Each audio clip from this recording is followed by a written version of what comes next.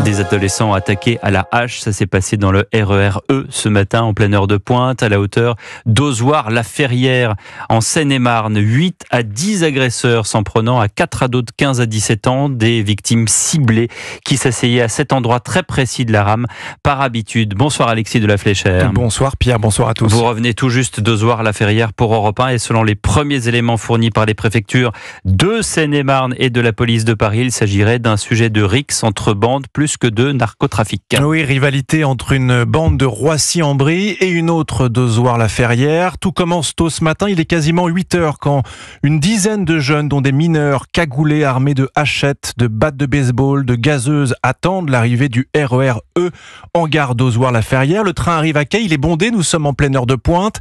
Les portes s'ouvrent, plusieurs personnes en profitent pour s'introduire à l'intérieur, dans la dernière rame. Elles déclenchent l'alarme de sécurité pour éviter que les portes ne se referment. Leur cible, d'autres jeunes venus de Roissy. La bagarre éclate, une victime a un doigt tranché, une autre le crâne ouvert. Et pour Kelly, mère de famille habitante d'Ozoir depuis 30 ans, jamais un tel niveau de violence n'avait été atteint.